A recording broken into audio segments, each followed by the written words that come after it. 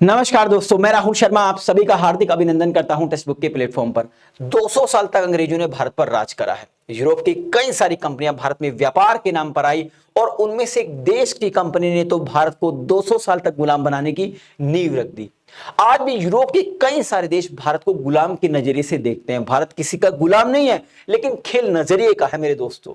भारत धीरे धीरे आगे बढ़ रहा है आज, लेकिन गुलाम आगे बढ़ जाए तो माई बाप को तो परेशानी होगी। जी हां, मैं बात कर रहा हूं यूरोप के कई सारे देशों की। भारत जिस तरीके से एक्सपोर्ट में आज झंडे गाड़ रहा है, दुनिया में लगातार अपने एक्सपोर्ट को बढ़ा रहा है, तो इससे यूरोप के कई सारे देश परेशान हो गए हैं। और यूरोप के देशों का एक संगठन है जिसका नाम है यूरोपियन यूनियन, जो 27 यूरोप के देशों का संगठन है, वो भी काफी परेशान है। भारत के कई सारे प्रोडक्ट्स को उन्होंने अपने यहां पर बैन कर दिया, यानी कि भारतीय कंपनी अपने प्रोडक्ट्स यूरोप में सेल नहीं कर सकती। लगभग 400 प्रोडक्ट्स को उस दिन कल ही न्यूज आई थी, जिस पर मैंने आपको वीडियो बना के बताया भी था। इसके अलावा आपको पता है कि भारत के जो मसाले हैं उनके खिलाफ भी इन देशों ने निगेटिव मार्केटिंग का प्रचार प्रसार किया था। लेकिन भारत कहां रुकने वाला है, लगातार भारत अपने एक्सपोर्ट को बढ़ा रहा है। अब इसी बढ़ते एक्सपोर्ट से परेशान होकर यूरोपियन यूनियन ने आज से कुछ समय पहले, कुछ साल पहले एक मैकेनिज्म की शुरुआत करी, जिस मैकेनिज्म का नाम था कार्बन बॉर्डर एडजस्टमेंट मैकेनिज्म। इस मैकेनिज्म के तहत यूरोपियन यूनियन ने कार्बन टैक्स की शुरुआत करी और पिछले हफ्ते कार्बन टैक्स की शुरुआत भी कर दी दोस्तों, जिसकी वजह से अब यह संभावना लगाई जा रही है कि भारत की जीडीपी को लगभग 0.05% का नुकसान होने वाला है। यह आपको छोटा सा आंकड़ा लग रहा होगा 0.05%, लेकिन दोस्तों एक बहुत बड़ा आंकड़ा है। बस भारत भी पीछे का हटने वाला था। भारत ने भी जवाब दे दिया यूरोपियन यूनियन को कि या तो इस कार्बन टैक्स को हटा लिया जाए, नहीं तो हम भी आपको पर ऐतिहासिक प्रदूषण कर लगा देंगे, जिससे आपकी जीडीपी को लगभग 1% का नुकसान होगा। यानी कि यूरोपियन यूनियन और भारत आमने सामने आ गया है। आज इसी न्यूज पर हम बात करने वाले हैं, लेकिन उससे पहले मैं आपको एक इंफॉर्मेशन देता हूं रिगार्डिंग पब्लिक एडमिनिस्ट्रेशन ऑप्शन। अगर आप संघ लोक सेवा आयोग की तैयारी कर रहे हैं और आपका जो ऑप्शन है पब्लिक एडमिनिस्ट्रेशन है और आप इसकी वीडियो क्लासेस को ज्वाइन करना चाहते हैं, तो इसकी शुरुआत हो रही है दोस्तों 16 अगस्त 2024 से। इस वीडियो के डिस्क्रिप्शन में लिंक दी गई है, उस लिंक पर क्लिक कीजिए, सिंपल से स्टेप्स को फॉलो कीजिए। मेरे कूपन कोड आर शर्मा का इस्तेमाल करते हुए सब्सक्रिप्शन फीस में आप डिस्काउंट ले सकते हैं। और पब्लिक एडमिनिस्ट्रेशन की जो लाइव क्लासेस है, जिसमें आपको नोट्स भी मुहैया कराए जाएंगे, आंसर राइटिंग भी कराई जाएगी, उसकी शुरुआत जो 16 अगस्त से हो रही है, उसको आप ज्वाइन कर सकते हैं। अगर आपको इस कोर्स से संबंधित कोई क्वेरी है, कोई डाउट है, तो आप यहां पर एक बारकोड क्यूआर कोड दिया गया है, उस क्यूआर कोड को स्कैन कीजिए, आप मेरे टेलीग्राम में ज्वाइन करके मेरे से डिस्कस कर सकते हैं। तो चलिए अपनी न्यूज पर दोबारा से घूम के आते हैं।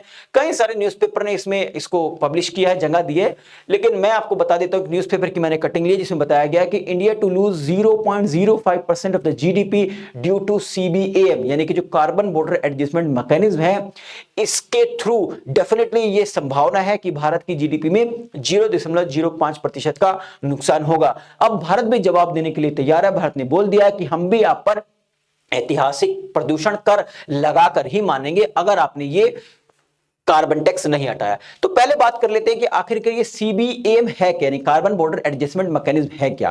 तो मैं आम भाषा में बता दूं दोस्तों, यूरोप में अगर कोई भी कंपनी अपना प्रोडक्ट सेल करना चाहती है तो उसको कार्बन टैक्स देना होगा। अब ये कार्बन टैक्स क्या है, थोड़ा सा और डिटेल में मैं आपको समझा देता हूं। देखिए, कार्बन बॉर्डर एडजस्टमेंट मैकेनिज्म एक नीति है, एक पॉलिसी है, जिसे यूरोपियन संघ, जो 27 यूरोपियन देशों का ग्रुप है, उसने अपनाया है। इसका उद्देश्य उन उत्पादकों पर कर लगाना है जो ऐसे देशों से आते हैं जहां कार्बन उत्सर्जन अधिक है। सपोज कीजिए कोई प्रोडक्ट इंडिया में बन रहा है और उस प्रोडक्ट को बनाने के लिए कार्बन एमिट हो रहा है एनवायरनमेंट में, तो वो प्रोडक्ट अगर भारत यूरोप में बेचेगा तो यूरोपियन यूनियन उससे कार्बन टैक्स लेगी दोस्तों। यह नीति मुख्य रूप से उन उद्योगों को लक्षित करना है जो बड़ी मात्रा में कार्बन डाइऑक्साइड और अन्य ग्रीन हाउस गैसों का उत्सर्जन करते हैं, जैसे कि इस्पात, सीमेंट, एल्यूमिनियम और बिजली का उत्पादन। मैं आपको बता दूं दोस्तों, जो कार्बन टैक्स की सीमा है वो 25% से लेकर 35% तक है। यानी कि अगर कोई प्रोडक्ट 100 रुपए का है, 100 रुपए का भारत अगर यूरोप में कोई प्रोडक्ट सेल कर रहा है, तो उस पर दोस्तों 25 से 35% क्या देना पड़ेगा, यानी 25 से 35 रुपए कार्बन टैक्स के तौर पर यूरोपियन यूनियन को देना होगा।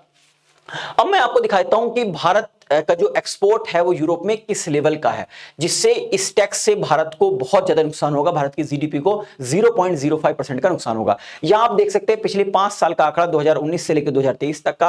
आप देख रहे होंगे 2023 के अंदर भारत ने जो एक्सपोर्ट किया यूरोप में वो किया 48.4 बिलियन अमेरिकन डॉलर, यानी 48.4 बिलियन अमेरिकन डॉलर का एक्सपोर्ट किया है भारत ने अपने अलग अलग तरीके के प्रोडक्ट्स, जिसमें मैं आपको दिखाऊं, जहां पर देख रहे होंगे आप स्टील, सीमेंट, एल्यूमिनियम और इलेक्ट्रिसिटी। अगर मैं इलेक्ट्रिसिटी प्रोडक्ट, अगर मैं स्टील की बात करूं, सीमेंट की बात करूं, एल्यूमिनियम की बात करूं, इलेक्ट्रिसिटी प्रोडक्ट्स की बात करूं, तो ओवरऑल लगभग लगभग 15 billion American dollar, 15 billion American dollar का हमने एक्सपोर्ट किया यूरोप के देशों में। अब यूरोपियन यूनियन का कहना है कि ये जितने भी प्रोडक्ट्स जो हैं, चाहे वो एल्यूमिनियम से रिलेटेड है, चाहे वो सीमेंट से रिलेटेड है, चाहे वो इलेक्ट्रिसिटी प्रोडक्ट हैं, ये इनको मैन्युफैक्चर करते समय एनवायरनमेंट में बहुत ज्यादा कार्बन एमिट किया जाता है, जिससे एनवायरनमेंट को बहुत नुकसान होता है। और इसका डायरेक्ट इंपैक्ट यूरोप के कंट्रीज पर पड़ता है, क्योंकि ग्लेशियर पिघल रहे हैं और ग्लेशियर की वजह से सी लेवल बढ़ रहा है और हमारे देश लगातार डूब रहे हैं। तो एनवायरनमेंट को साफ सुथरा करने के लिए हम इन प्रोडक्ट्स को, अगर आप हमारे देश में बेचना चाहते हैं, तो हम आपसे इसके बदले कार्बन टैक्स लेंगे और फिर इस पैसे का इस्तेमाल करके एनवायरनमेंट को साफ करने की कोशिश करेंगे।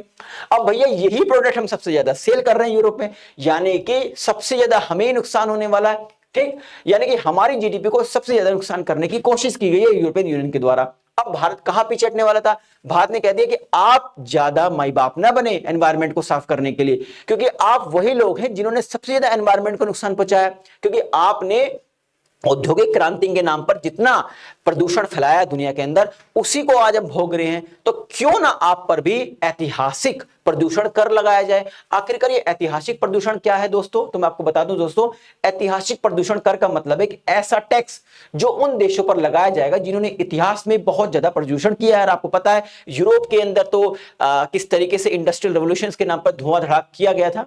पुराने समय में कुछ देशों ने बहुत अधिक कार्बन डाइऑक्साइड और अन्य ग्रीन हाउस गैसें उत्सर्जित की थी, जिससे आज जलवायु परिवर्तन की समस्या बढ़ गई है। इस कर के जरिए इन देशों से उन प्रभावों की भरपाई के लिए शुल्क लिया जाएगा जिससे पर्यावरण को नुकसान हुआ है। यानी कि समझिए, यूरोपियन यूनियन तो ले रहा है कार्बन टैक्स, जिसकी शुरुआत कर दी है, और भारत ने कहा या तो इस कार्बन टैक्स को हटा लीजिए, नहीं तो हम आप पर क्या लगाएंगे, हम आप पर लगाएंगे ऐतिहासिक प्रदूषण कर। इसके अलावा भारत ने एक आंकड़ा भी दिया है, जिस आंकड़े में बताया कि देखिए हमारी जीडीपी को तो लगभग 0.05% का नुकसान होगा, लेकिन यूरोप के जो देश हैं उनकी जीडीपी में 1% तक की गिरावट आ सकती है अगर हमने आपके प्रोडक्ट्स को यहां बैन कर दिए। मैं मानता हूं कि यूरोप के देशों में जब एक्सपोर्ट कर रहे हैं उसका एक बहुत बड़ा आंकड़ा है, लेकिन अगर वो हमारे प्रोडक्ट्स को रोकते हैं अलग अलग तरीके से, तो हम भी पीछे नहीं हटेंगे। तो अब देखने वाली बात है कि क्या वास्तव में कार्बन टैक्स पे डिसीजन वापस लेता है यूरोपियन यूनियन, या फिर भारत भी यूरोप के देशों पर ऐतिहासिक प्रदूषण कर लगाती है कि नहीं लगाती। ये तो आने वाले समय में पता लगेगा।